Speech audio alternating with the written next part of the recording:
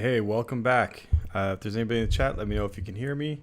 If there's nobody in the chat, I'll continue. So regardless, and who knows, this could be a silent video. So welcome back. This is CanHammer TV, Chaos Night with me. I'll be your host tonight, Nick. We're episode 4. Today we're looking at Death Guard again in our kind of deep dive, and we're going to be going over the troops and elites. Keep in mind, as we're looking at this, it is mainly a focus on the competitive uses of this army. I mean, narratively, you can use whatever you want for whatever reason you want. But competitively, we're going to look at some of the choices that we want to be making and for what reason and why we prefer some units over others. So if you haven't already, there's, I think, 3 other episodes where we've gone over the strengths and weaknesses of Death Guard, spells, relics, warlord traits, and all that, and we started off with the headquarters units. So like I said, tonight we're going over the troops and the elite units, and then next week we're going to go over the fast attack, heavy support, maybe toss in Mortarion there, and then after that we can probably look at what we'll be looking at is how we're going to build our lists and what they're going to be designed to do and how we're going to approach say the meta right now. That'll be a discussion for later. Meta means something different for different people. But as you get to larger GTs, majors, and particularly in North America, it does start to homogenize a little bit. If you like what you see, I mean, like, share, subscribe, whatever YouTubers say. I don't really care, but if you like what you see, do all that.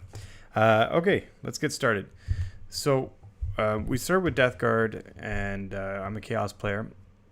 We're going over basically the competitive elements of this army. And that's how we're going to approach looking at these units and why we're using them, for what reasons, and why we might not be using other units.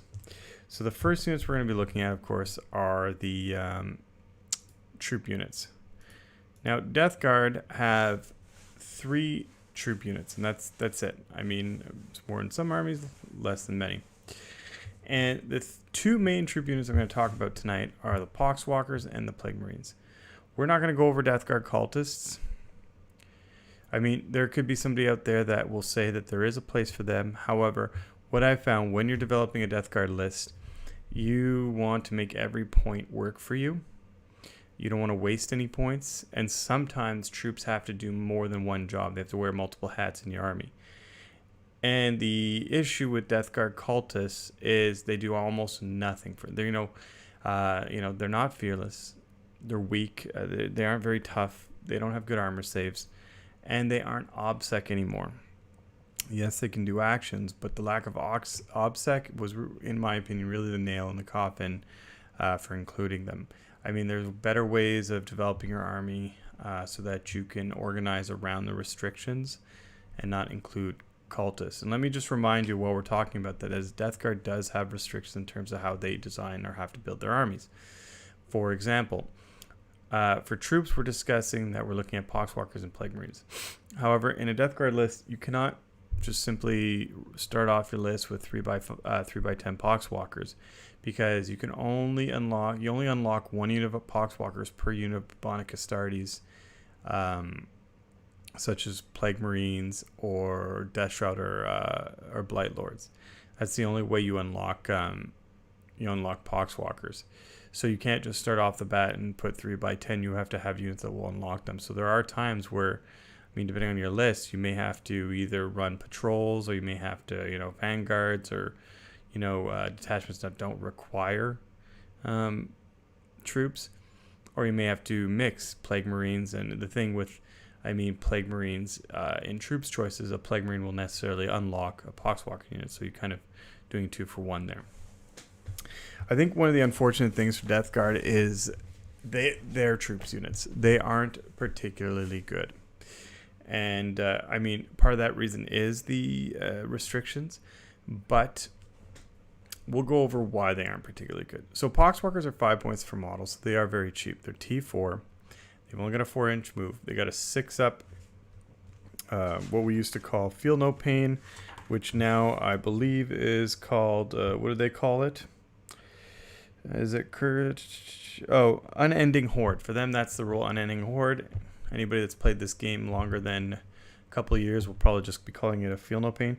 Basically, it's a 6-up. It's a rule that on a 6, you negate that wound. They have a 7+ armor, meaning that they only get an armor save if they're in cover. So anything ignores cover or any AP, or if you're not in cover, you essentially get no save. Like I said, 4-inch move. They've got 2 attacks, strength 3, and just improvised weapons. A couple of things about them. They are obsec, unlike cultists, which is a plus. They can go up to units of 20, which is also very good, particularly for a unit that is essentially fearless. It doesn't suffer morale. It doesn't interact with the morale phase. Additionally, when they attack in combat and they succeed in killing an enemy model that is not a vehicle or monster, they can return a previously destroyed model back to the unit. So, I mean, if you get in a scruff with Cabalite warriors and your poxwalkers or witches or whatever, and your poxwalkers manage to kill 2 or 3 of them, and you are not at the starting strength of the unit, you can start to put models back for every model that you kill. I mean, that's a nice benefit because, I mean, for non-elite units or units that aren't dedicated combat, it's Nick looks smarter with glasses. It's all a show. I mean, for dedicated, for units that aren't dedicated to combat, it can be fine. They can hold up.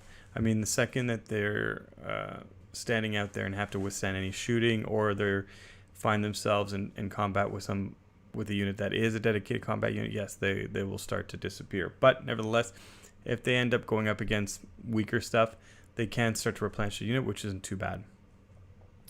So like I said, they're 5 points a model. However, one issue with them is that, I'll answer the question at the end. One issue with the Poxwalkers is they cannot do actions, which is a bit of a shame, because there are kind of cheap infantry or cheap troops choice that's obsec, but they can't do actions. The only action they can do is the Death Guard secondary, Spread the Sickness, which it's an okay secondary. There are times you'll use it and it'll get you above that threshold we spoke about previously, the threshold where you start to hit the 70% chance you're going to win your game. But at the same time, that's not always going to be feasible. Sometimes you'll want to put up banners, and unfortunately, Poxwalkers can't do it. Same thing. Poxwalkers can't participate in scramblers or retrieve Octarius data. So they are very limited. I know some people like to lean into them builds, and I'll explain why, where they take you a lot of bricks of 20, because there are strats that can help support Poxwalkers. For example, there is a strat that for 1 CP, when they fight, on 6s to hit, they cause a mortal wound to the enemy on top of regular damage. Of course, at the end of the phase, for every 1 you roll, the Poxwalkers in turn take a mortal wound. So you're going to be using that in situations where, I mean, you aren't particularly concerned what happens to Poxwalkers, but you do need to start scoring some mortal wounds. I mean, if you throw them into witches or incubi and you don't really care if the Poxwalkers survive, it could be an interesting strat to pop. You might have a chance at, especially for a 10-man unit, it's just that's 20 attacks. I mean, on average, you would get about 3 mortal wounds. I mean, that's not always, but you could expect potentially around that, and it could spike, and you could end up doing a lot more damage than the opponent was realizing. And then you're starting to train a 5-point model for 15, 20-point models. So that's interesting. And then if they're in the Harbinger's detachment, that particular plague company can actually re-roll all hits for Poxwalkers with their detachment specific stratagem. So what you end up with a situation is particularly for a 20-man unit, they can have 40 attacks rerolling all hits. You can start to spike mortal wounds. You can end up, I think the average is 10 or 12 mortal wounds on that, and that's a pretty significant source of mortal wounds. One of the issues, like we had spoken about in the plague companies, I don't think that's enough to justify, in my opinion, bringing that plague company, but some people have built it and have had success with it, so we can't necessarily discount it.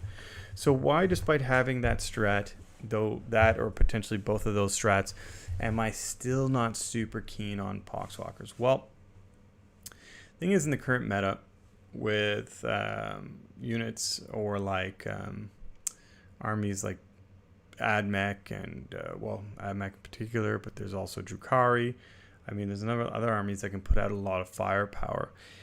And really having the bricks of 20 Poxwalkers isn't going to withstand that. And they are slow. So they're going to, yes, they'll encroach the board and take over the board. But I find a lot, similar to other units, the Poxwalker Horde isn't solving a problem that Death Guard has. I mean, they're, let me rephrase it. Poxwalkers are solving a problem that other units can already solve. They're not filling a gap. So I do not feel like investing points in a lot of Poxwalkers is where we want to go, particularly when we're facing Admech, in Drukhari, because they move 4 inches. They're not going to be chasing anything anywhere. And if a shrewd Admech or Drukhari player really wants a particular location that you have 20 Poxwalkers on, they'll figure a way to get rid of your Poxwalkers. On top of that, 20 models can be hard to hide. If you don't want them to get shot turn 1 because the opponent might score the first turn, you could be in trouble, because if you have 3 by 20 Poxwalkers, there's not going to be anywhere to hide, so you're going to be losing them anyways the first turn. So, I mean, I think builds can make use of them. I think if you're starting to go towards the bigger bricks of Poxwalkers, you're going to be looking at a Harbinger's detachment. Otherwise, I probably, in my personal opinion, keep them at a minimum. My particular list I run is 3 by 10.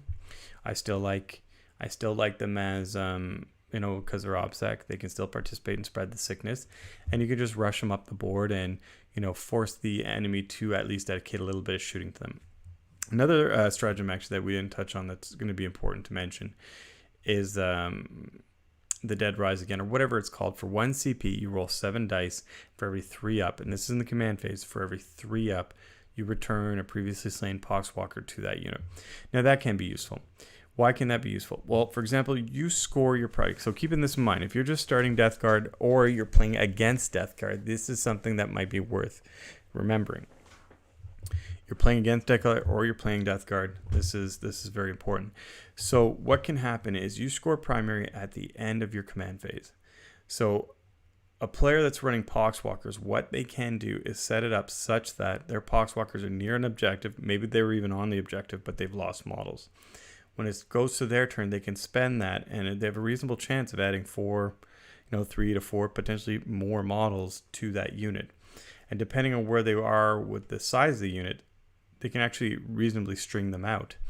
And that can mean that they crawl, slightly onto an objective they weren't previously holding, swinging the balance of objectives just before the end of their command phase. So, for example, if you're on a hold 1, hold 2 mission or whatever else, and the Death Guard player is only holding 1 objective, what they can end up doing is sneaking onto another objective, scoring them 10 points and potentially 15 if the other person's only holding 1 as well. So that can be a big swing, and that's where they can kind of come in.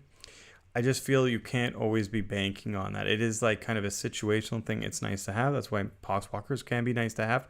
It's just when you start devoting a lot of points to those types of units, you can run into the issues of you're pulling points away from other units that are solving the problems that Death Guard struggle with.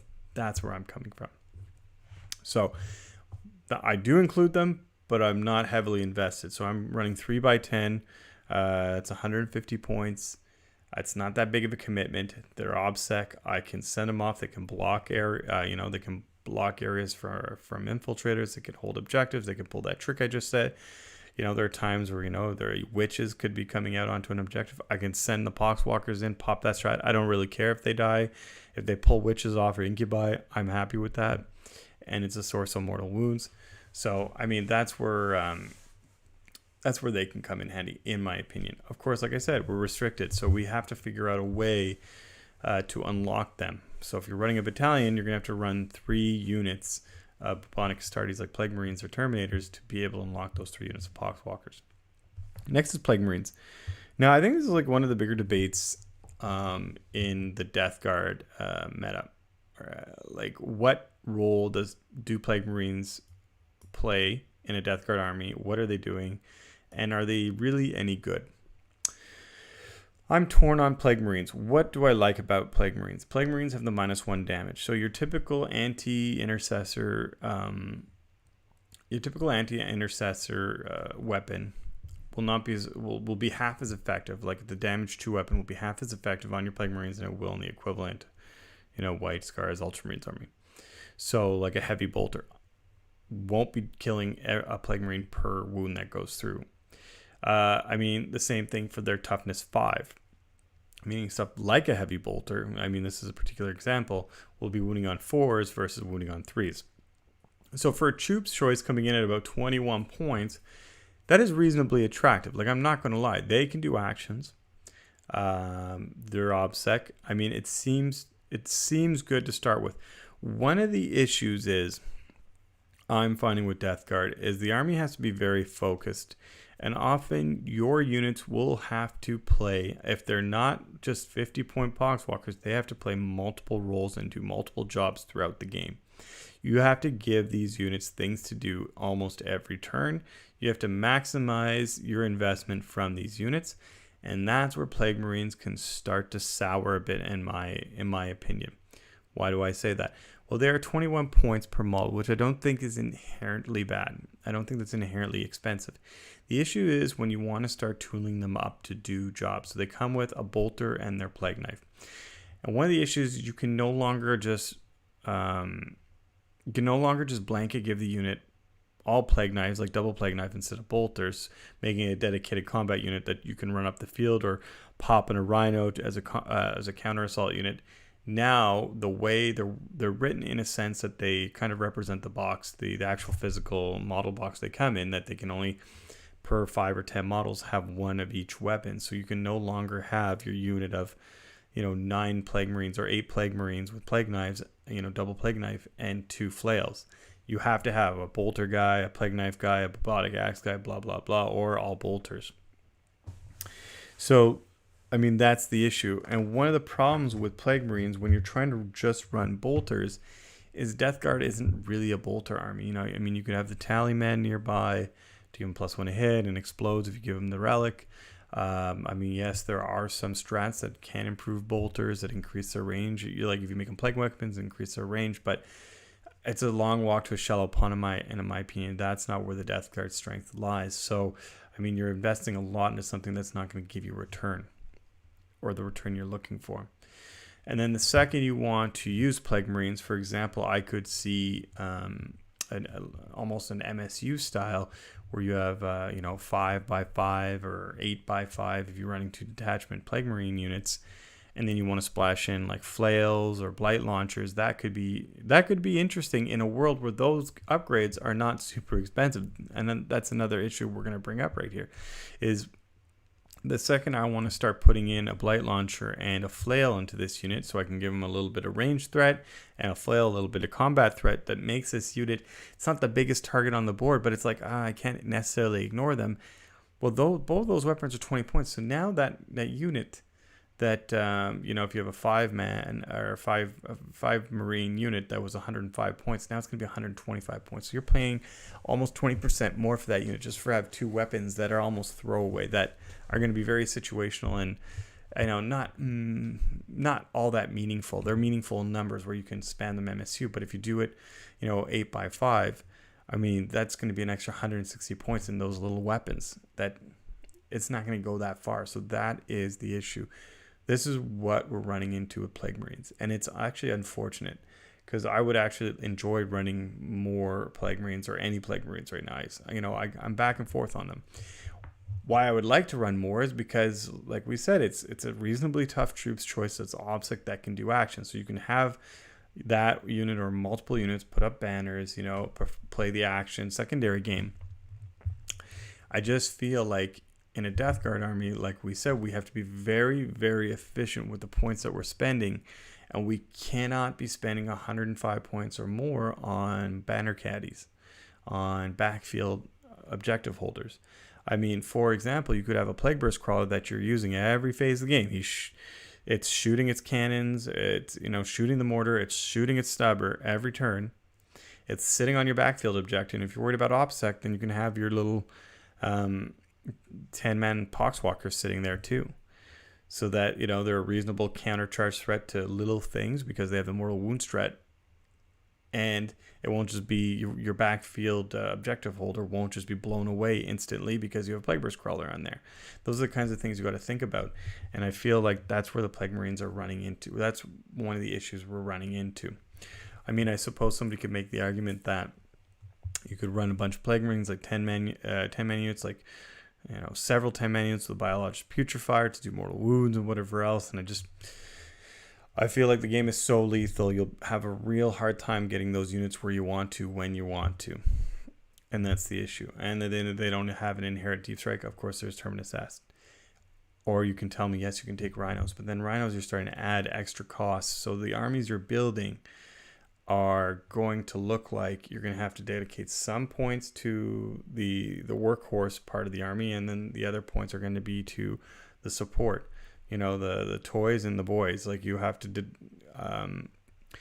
strike a balance there. And the second that units start to require additional support to become useful, you're wondering, do I need, you know, are they even worth coming in? So if I need to spend, I don't know what it is, 70, 80, 90, 100 points, I have no idea what a Rhino is anymore because it's not been useful. If I have to spend that on a unit of Plague Marines plus a Biological Putrefier, that unit of Plague Marines, if it's just a five-man unit, is an extra 160 points just to make it maybe meaningful. That's one of the problems. All right. So Plague Marines have a bunch of strats, like I said. They can come clutch in the right situation, like the Trench Fighters, which gives them an extra attack with their Plague Knives. That can come in handy if you need an extra attack per model. But what we're running into is it just doesn't amount to something that I find contributes meaningfully to the battlefield, particularly in the matchups that we're going to struggle with. I'm telling you right now, your AdMech opponent or your Drukhari opponent, probably your Space Marine opponent, are really not going to care about your Plague Marines. They don't care about that one-off Blight launcher, and they're fast. They'll dance around them, and they'll go into your Plague Marines when they want to, if they want to. All right. So that's Plague Marines and Poxwalkers. Now let's get fired up on the elites. Again, we're not going to go over every elite in the book. I don't want to be here for 4 hours, although these streams can take a little long. I'm going to try to keep it to less than an hour tonight. And we're going to talk about our two flavors of Terminators. What I'm going to do in our list session, I think what we're going to do is we're going to do some math. I enjoy math. I was a little lazy tonight, so I didn't do any. But what we'll do is when we look at lists, we'll do some math on that, like the resiliency per point, their output per point, all that stuff, to kind of frame where they are and what we're using them for and why. I mean, these discussions tonight are a bit more high level, kind of like more strategic discussions of where they may place, and the math can wait till we're really fine tuning and like closing in on list building. So like I said, we have two units of Terminators. We have the Death Shroud and the Blight Lords. Now, the Blight Lord Terminators come in at 40 points a model. They are like every other Death Guard unit. They get the contagions, and they get the Disgusting Resilient -1 damage. They are T5. They have the Cataphract Armor, that is the 4, or I don't think it's called anymore, but they get a 4+ invul.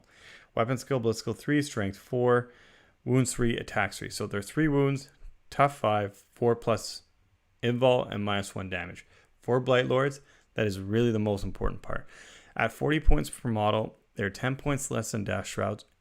So they're there to be your efficient, tough unit, your points efficient tough unit.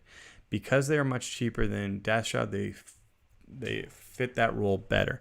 They can be in units from 5 to 10, so you can bring a big block of Blight Lords. I mean, you can give them the same smattering of weapons you can give Plague Marines, like Blight Launchers or Flails of Corruptions or Reaper Autocannons, that kind of stuff. Their standard loadout, they have the Combi Bolter, Storm Bolter-ish, and they also have either Plague Swords or Plague Axes. The Plague Swords are +1 strength, -2, or Plague Swords are +1 strength, -3, 1 damage, and the Plague Axes are +2 strength, -2, 1 damage. They're both 1 damage weapons, 3 attack models. So these guys don't have really the same output that Death Shroud have, as we'll find out in a moment. They're really there to be your tank, and it depends how you play them. I know some lists like to run them as 10 Terminator units, big blocks, so that they can be your while we fight. And that's reasonably hard to kill because of the -1 damage and the invul. One of the issues is now you're starting to play that. I think that trap game with Death Guard, where you're relying on their resilience, that's okay. It's good. I'd say it's above average, but it's not helping you against armies that are going to outscore you.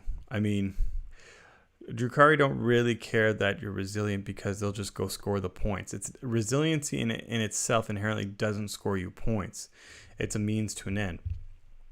And the problem is when you start to invest 400 points in a unit, not including any support you might purchase for them, you have 400 points that needs to behave like it's 400 points on the battlefield. And that doesn't mean 400 points of hard to kill. It needs to be 400 points of killing as well.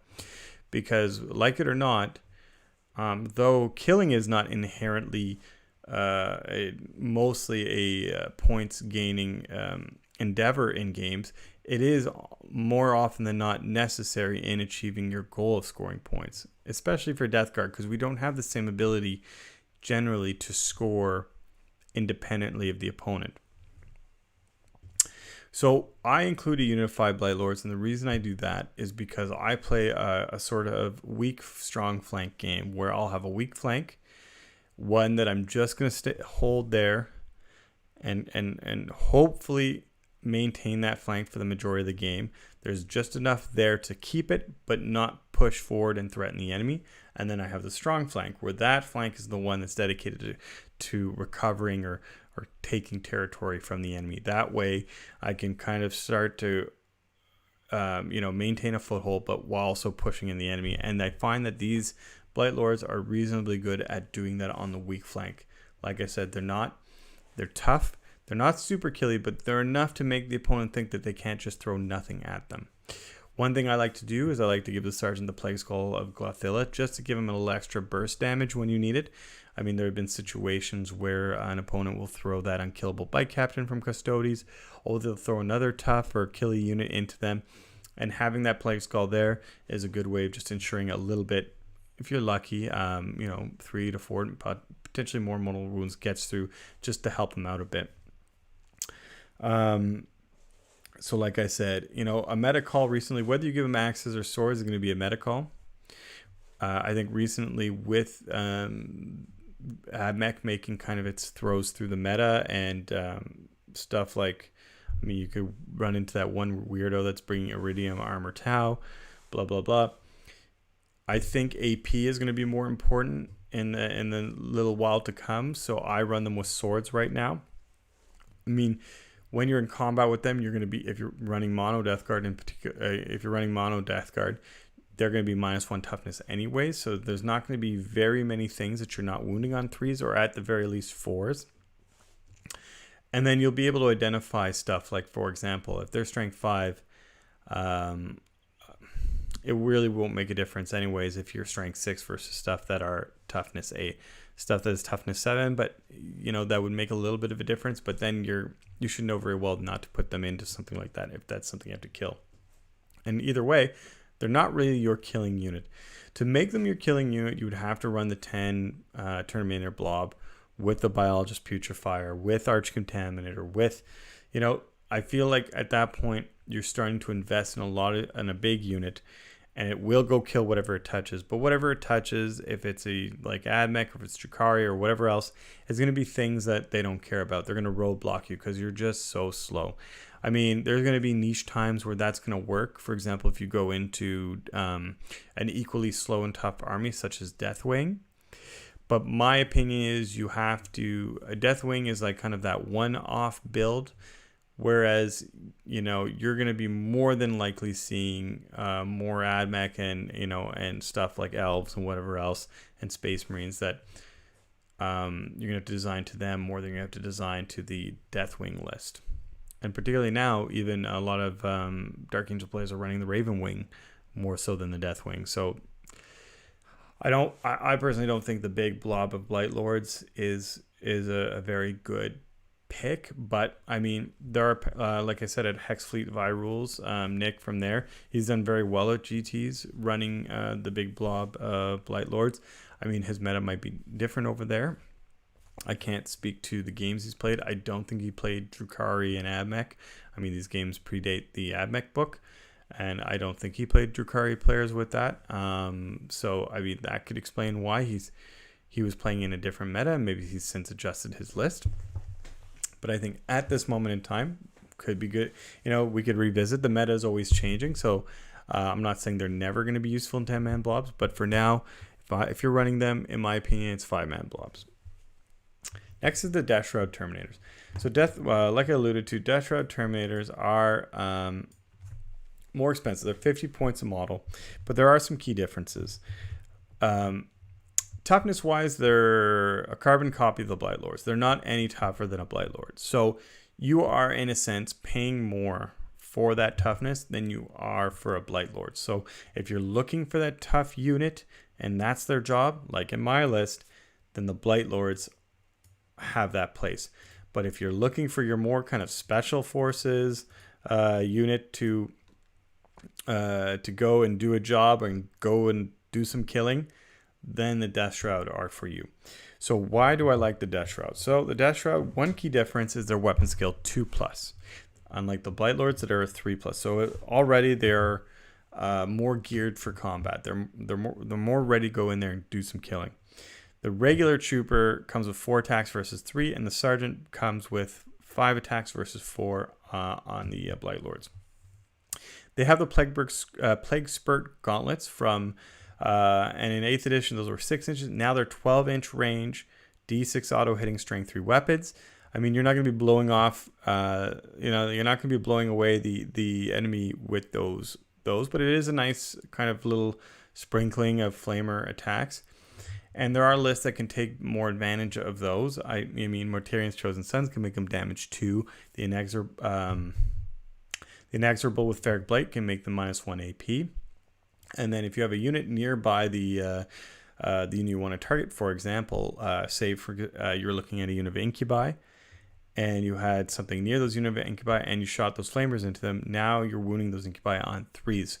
So you can actually push through enough wounds on them, despite them having a 3-up save, they're going to start failing some saves. I remember I had a unit of, I think it was 3 or 4 Incubi charge my Death Shroud. I scored relatively hot on the number of shots. I think it was 14 or 15 shots on my Death Shroud. I did a bunch of wounds because I'm wounding on 3s, because they were nearby something that was in contagion range. You're wounding on 3s or wounding 1s because they're plague weapons. And then, ended up being 12 or 13 wounds on the 4 Incubi, and they failed all their saves on Overwatch. So, it's not insignificant, and there are situations where it'll come up. You'll want to Overwatch. I mean, I've had a unit Death Shroud Overwatch an assassin that charged into and killed the assassin. There are people still run assassins, not frequently, but they do. And, sometimes those assassins are you can only hit on a 6, blah, blah, blah. They can circumvent that. So there are uses for their little guns. I mean, they aren't going to tackle the big targets, but you'll find uses for them. The big reason why you're taking them is because they have the Man Reaper. The Man Reaper has 2 attack profiles. One profiles the kind of sweep attack that doubles their number of attacks. So, for example, the regular troopers will do 8 attacks and the sergeant will do 10. And for the sweep or scythe attack, they get +1 strength, -1 AP, 1 damage. And then for the cleave attack, it's +3 strength, -3 AP, 2 damage. So they give you that flexibility where you can, mow down hordes or kill something big. And that's why they're excellent. A unit of 3 Death Shroud using their scythe attack does 26 attacks hitting on 2s. If somebody's nearby that gives them reroll 1s, they'll be really rerolling 1s. And if they're up against something that's toughness 3, they'll be wounding on 2s and rerolling 1s because they're plague weapons. So if they do touch elves, they kill them.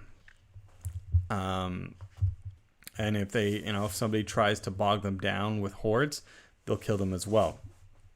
Now, for example, we recently saw that base orc boy is going to be tough 5.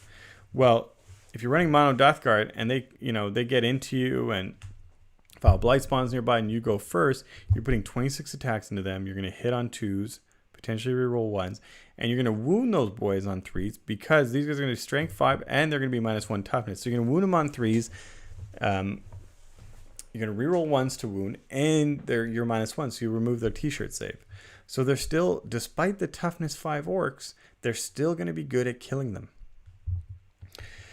Another interesting thing, including the Blight Lords, is so the one thing we got to mention with the Cleave for the Man Reaper is they do suffer a -1 to their hit. So if you want to go for the big attack, they're going to be -1 hit. You can circumvent that one either through the Tallyman's +1 to hit, or through this. There is a strat for 1 CP to give them +1 to hit to a Terminator unit. The same for the Blight Lords. That can come in handy for their bolters. It can come in handy for either unit's combat potential. So, I mean, that's a lot of potential. I mean, Death Shroud also have the Chimes of Contagion, which increases their contagion range by 3 inches. It's 15 points. I thought it should have been free, but it's not. Either way, you're not going to be paying for it. In my opinion, it's never really going to make a difference. Maybe once in a while, but not for the 15 points you're paying for that. Those 15 points are better spent elsewhere. There's another very important. So another reason I do like the Death Shroud Terminators is they have the like the Blight Lords, they can deep strike, which is very handy. That's one way to circumvent our so Death Guard are slow. One way to circumvent that is being able to deep strike. Deep striking means you're able to put yourself on the board later where roughly you want to be. Of course, some armies can mitigate that by occupying board space, but then you're forcing them to do that. So yes, it's not a perfect solution, but it is a bit of a workaround to the slow aspect of the Death Guard army. We'll get more into that, I think, later when we talk kind of strategies after we have all this background info. But another important thing is their bodyguard, which is an aura. This bodyguard rule means that a Death Guard character within 3 inches of a unit of Death Shroud cannot be targeted by ranged attacks. That, to me, is excellent. Why is that excellent? It means that your characters can be safe from snipers, and they can be safe, and then you can use them in ways that the opponent is not used to dealing with. Most armies that don't have this rule have to keep their characters behind their units, within a unit that's at least 3 models, blah, blah, blah. Death Guard, if you have 1 Death Shroud model left, all of those characters are still protected by that 1 model.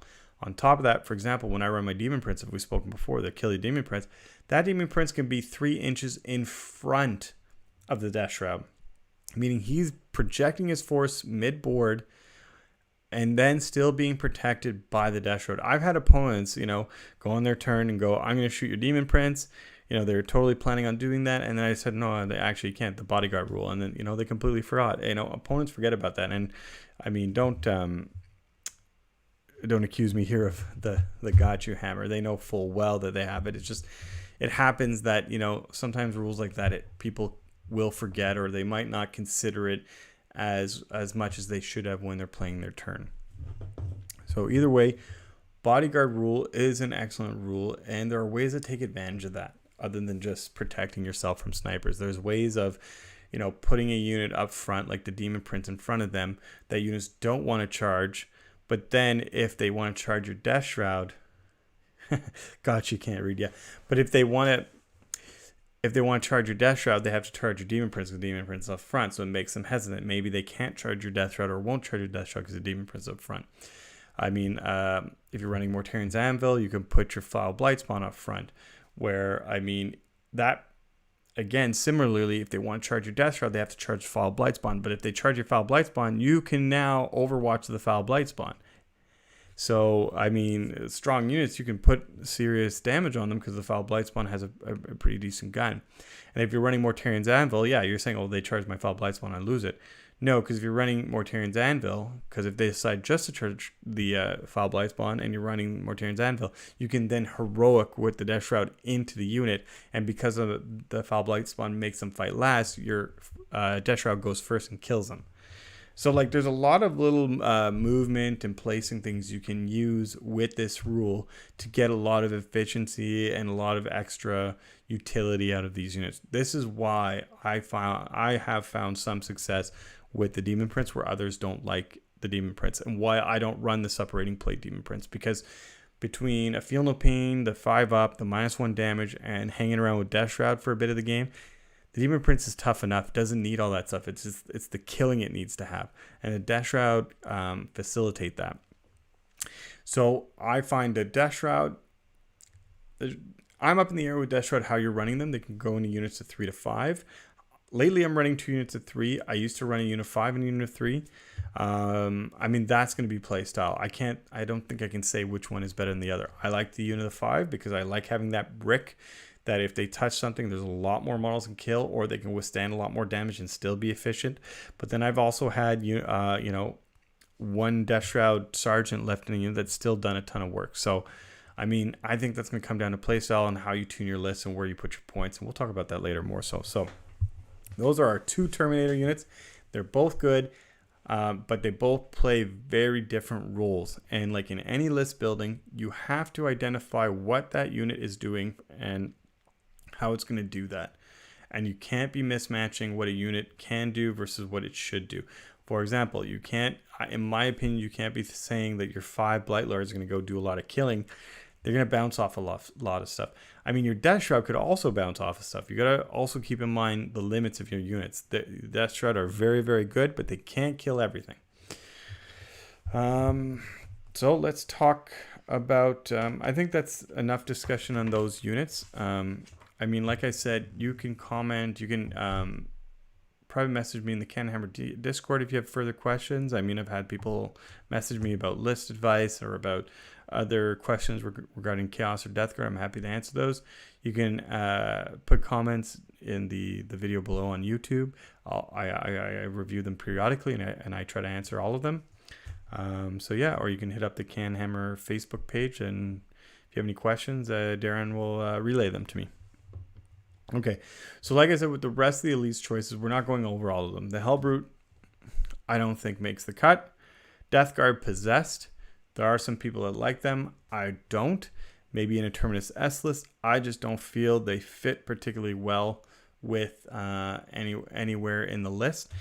Some people will quote their 7-inch move as something that they can do that is beneficial, except, I mean, if you're spending that kind of points for 7-inch move, there's other ways you can spend points and either less or more, but get more out of it, or just get what you need out of it, right?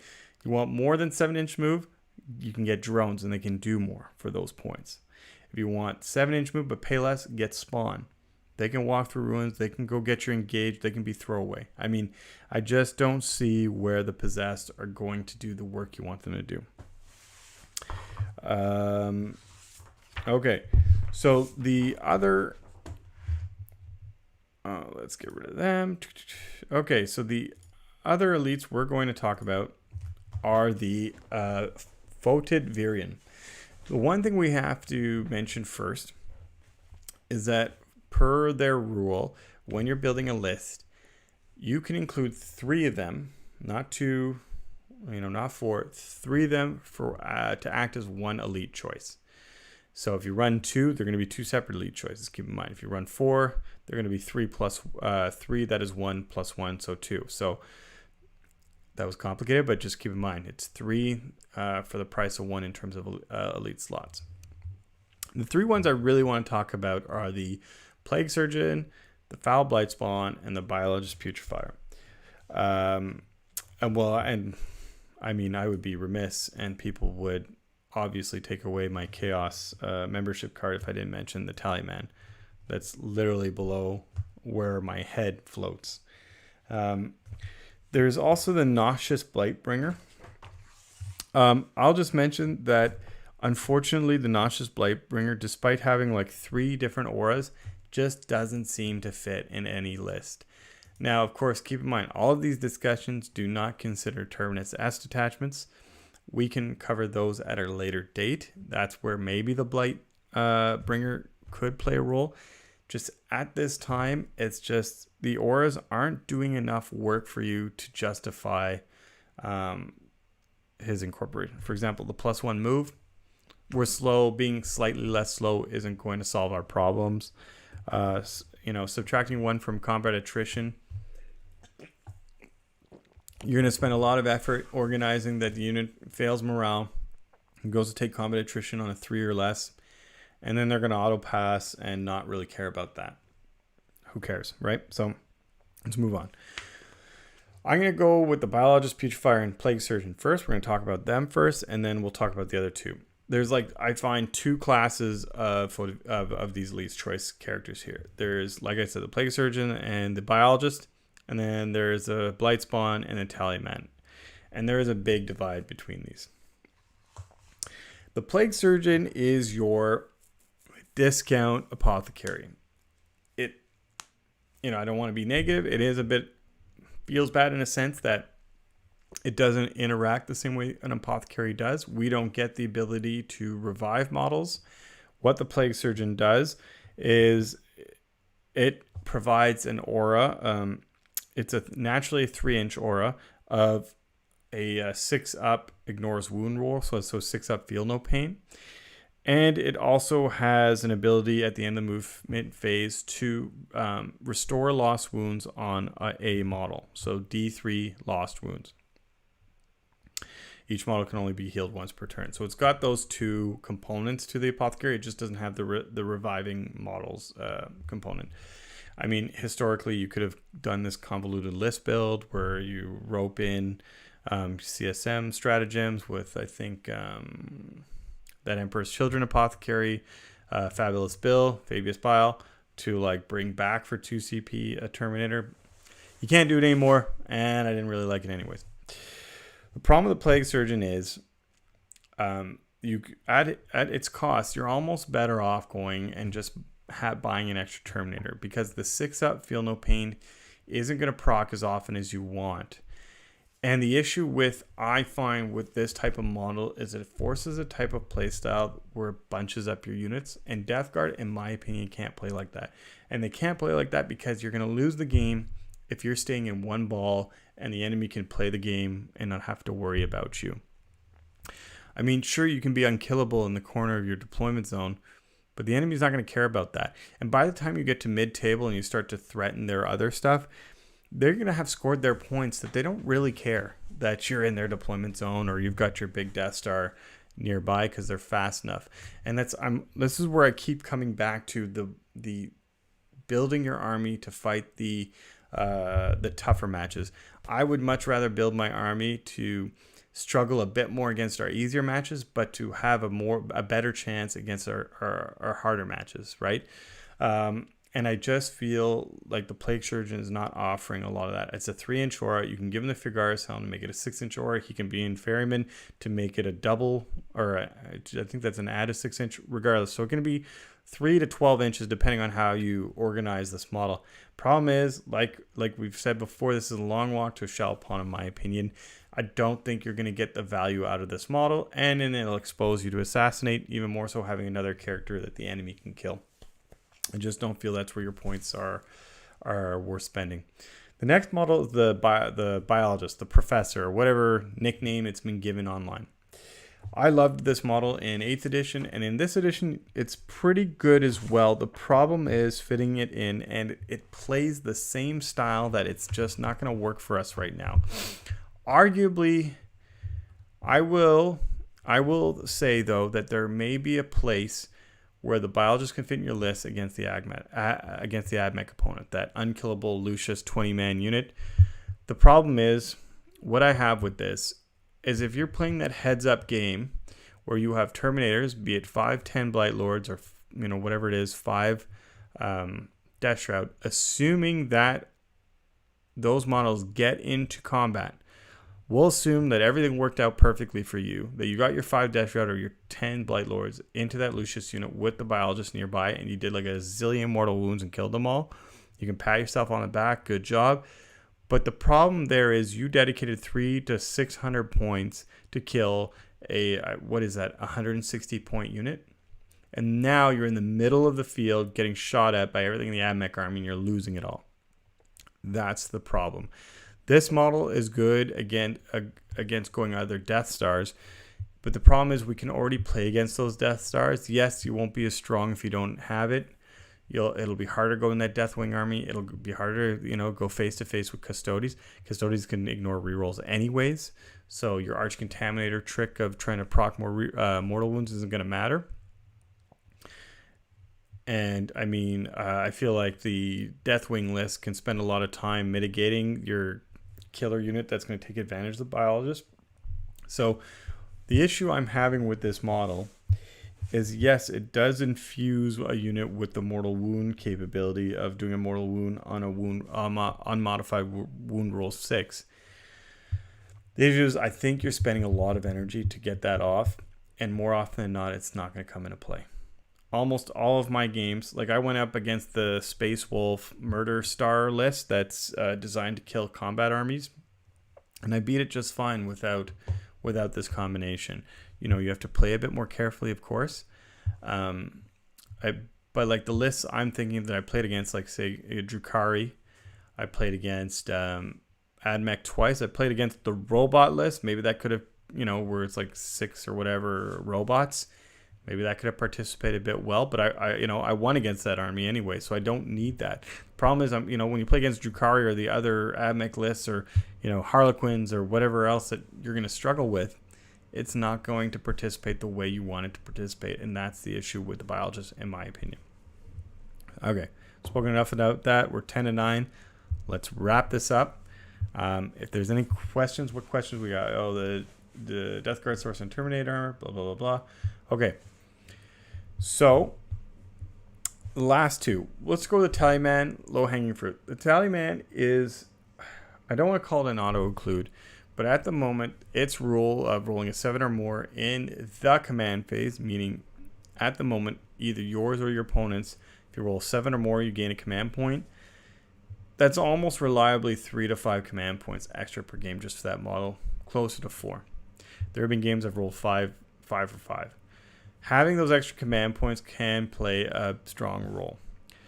Now, of course, if you've got the super fine-tuned list where you know exactly where each command point is being spent and you don't need them, then maybe it isn't an auto-include for you. There are, of course, chaos lists that really only include the Tallyman as part of their list and will just eschew any other Death Guard unit. That's how much they value that ability. I have one in my list because not only that, in the command phase, you can pick a Bubonic Astartes core unit and give it +1 to hit. So that can be your Terminators, that can be your Plague Marines, that can be your Volkite Contemptor Dreadnought because it is a core unit for Death Guard. So in my list, for example, I have this model with the Relic Tollkeeper, which means that a core unit's within 6 proc extra hits on 6s to hit.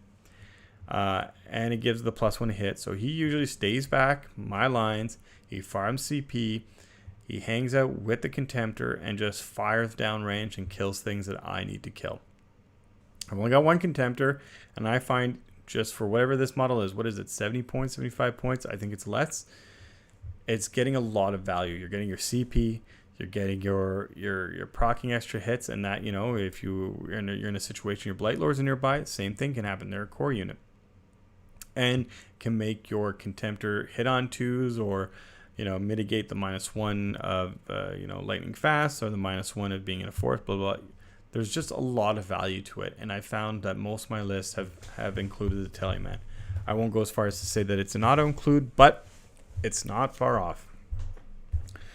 The last one is the Foul Blight Spawn. And why do I want to pay particular attention to the Foul Blight Spawn? Well, with the latest fact clarifying the rules of fights last, fights first, and that charge counts as a fights first rule, the Foul Blight Spawn finds itself in a unique position that is one of, I think, 2 models. I think there's an Assassin that does it, but just slightly better. But it's one of a few models in the whole game that can actually force a charging unit to fight last.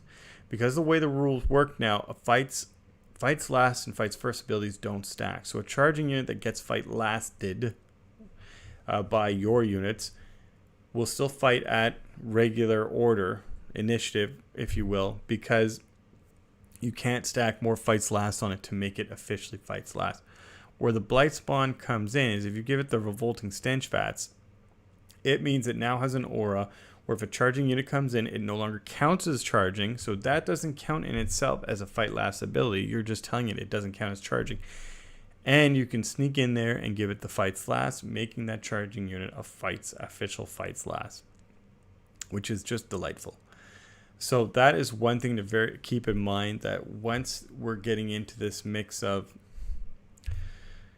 order, in terms of a fighting order, in terms of charging and fights first and fights last, that this is a very unique situation combo and can play a strong role, especially if you have multiple units that are being charged and that you want all of them to fight against the charger.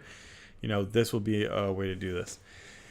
So that's what the Foul Blight Spawn. The Foul Blight Spawn allows you to, like in my army, for example, I do have a bit of a, I won't call it a Death Star because there's not a lot of models. A Demon Prince, some Death Shroud, this guy, and a Caster. But it is a way to get a foothold and a presence on the board that I can push up. And what the Blight Spawn allows me to do is to go up there and not worry about being charged so much. That, you have to be very careful with the placement. I don't run an Inferiorman. If you run this model Inferiorman, you can extend that or 12 inches, meaning you have a 24-inch space on the board where the opponent can't charge, which could be a good play. I still run it as only the 6-inch, so it's a 12-inch, which, if you're playing careful enough, it can work, where you could move this little killer base up the board and not be worried about being charged and being taken out. You'll have to keep in mind you're still susceptible to units that fight upon death, like the new rule for Sisters. Not new rule for Sisters, but that Repentia now have a strat to fight on death. So that's something you have to be careful and organize your life around. But by and large, I think this model brings a lot of value to armies. It's not necessarily an auto-include because it'll depend on how you design your army. But if you're designing your army with similarly combat elements that you like to push up the board and keep it relatively protected, this will be a good inclusion. It also has that D6 Flamer that is Strength 7, AP 3, and 2 damage. That is very good. That can help you throw some decent. It's down from 8th edition and from 3 damage, but who cares? It's still 2s, which is decent. So that could be good splash damage. We're starting to see a bit more flyers in the meta with Admech and Drukhari, so being able to interact more with that's good. And I like to give this model the plague upgrade where you get to reroll the number of hits. So for example, if you roll a 1 on that model, you can reroll it and get something higher, which is a good little insurance for 10 points, and also increases the strength of that weapon to strength 8, which can be pretty significant because a lot of things are toughness 7 in the meta. So that will help you just overcome that little kind of toughness threshold that's pretty significant in the meta. So that's why I like that model, and I include it. I suppose you could run different detachments with Mortarian's Chosen Sons, where you get the Relic of Vomitrix, and that's an Assault 7. So their relic is another relic for this, would be an Assault 7 Flamer, which I think is very good. It's a 12-inch, 7-shot Flamer. I always try to figure out how I can fit that. It just includes having another detachment, and I just run out of points because you have to organize to get that detachment to fit with an HQ and what's it called, an HQ and a troops choice. You can potentially have it in an auxiliary. Of course, one of the issues is that you cannot have more than one Plague Company relic per army. So if you're taking this model, you're going to lose the ability to take your other Plague Company relic. I run Anvil with the Warp Insect Hive, and I'd rather have that versus this. So anyway, but keep in mind that, say for example you're running Chosen Sons, you can run 2 Blightspawn, one with the Assault 7 gun and one with the gun I just described, where you get to reroll the number of shots. Okay, it's 9 o'clock. I think we've covered sufficiently the troops and elite choices of Death Guard. Next week we're going to go over the heavy support, fast attack, and potentially Mortarion, though Mortarion, that might be a long discussion. Let me think on it. Again, if there's anything you want me to cover in particular, leave it in the comments section. I will look at that and we will consider it. We'll try to do it as best we can. Like I said, for the list building session coming up, or in the general strategy session, and maybe we can do a attack session on top of that. We'll maybe include some CanHammer in there to clarify exactly what we're doing and why we're doing it. We'll just briefly go over questions. Real question: DG Sorcerer and Terminator armor with Melt-A-Gun, is it worth it? We talked about that in the headquarters discussion a little bit about the Death Guard Sorcerer and Terminator armor. I like the Death Guard Sorcerer and Terminator armor. There's a couple of reasons. It's got one more wound than Malignant Plaguecaster. It's got a 2-up save, and it can deep strike. And it's not any slower than the Malignant Plaguecaster. One issue I think I have with the Death Guard Terminator Sorcerer, let me just confirm, is that this Sorcerer and Terminator armor is 110 points. Malignant Plaguecaster is 15, so you'd think, okay, that's only a 15-point difference. Now, if you give him the Melt-A-Gun or Combi Melta, it'd be at 120 points. Couple of issues. So by and large, they're roughly the same, except this guy is a little tougher. My issue is the Plaguecaster is never really getting into combat. It's I mean, that can protect you against stuff like Perils of the Warp wounds and stuff like that, or getting attacked. It just, I don't know. I find I'm running out of points, and points can be very tough in a list. I don't think you're necessarily wrong going with that versus the Plaguecaster, but there are times, for example, the Plaguecaster's little ability, Pestilential Fallout, to do a 12-inch. With for every successful cast over 7, you proc a mortal wound at the nearest enemy within 12 inches. I think that's a very good ability, especially since you're going to be trying to get close to the enemy. So I feel that Melt-A-Gun, if it's anything like the Entropic Lance on a Chronomancer, you're going to miss with it most of the time anyways. You're either going to miss with it or you're going to fail to wound. So, I mean, I don't think it's bringing a lot of value. You have to be close to really care about that Melt-A-Gun. I don't know. I feel like that is just going to be your call on how you design your army. I don't really foresee you deep striking him for whatever reason. Maybe, one model can deep strike in the enemy zone to, for engage. I think you're going to do that with a Lord of Virulence more than you're going to do that with a Terminator Sorcerer. I don't know. I just feel like the Malignant Plaguecaster is cheaper, does what you need to do, that similar to like Death Guard Sorcerer is cheaper, and when you're close, it has that little clutch ability of Pestilential Fallout that doesn't require line of sight. So, you could have enemies that are behind something, and you can still interact with it in the psychic phase because of that ability. So those are all the questions that we have at the moment on comments that we got throughout the show. We're just going to go into the chat. Or into the Discord. I don't think there was any specific questions related to Chaos. Tochoko, pardon me, was talking a bit about the recent experience going to tournament with Death Guard, and that we had spoken a little bit about in PM, and I guess they appreciated the list advice, and we'll probably bring that up a little bit more in our coaching chat next week with the rest of the guys. So if that is it, thanks for tuning in. This has been fun. We're going to continue this. Let me know if there's any changes you'd like to be made. Do you like the visuals? Do you want something more? Do you prefer that I include like the actual profiles of the units so that you can see it?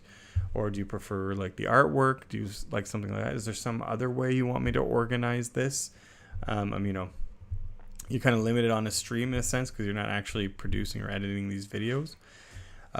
Is there anything else, any other change you'd like to see or topics? Let us know in the comments on this or wherever else, and we'll get back to you. So thanks again for tuning into the show. I hope you enjoyed it. I've been Nick, your host. And we'll see you all next week where we'll talk about coaching on the CanHammer podcast. And we'll go ahead and talk about fast attack and heavy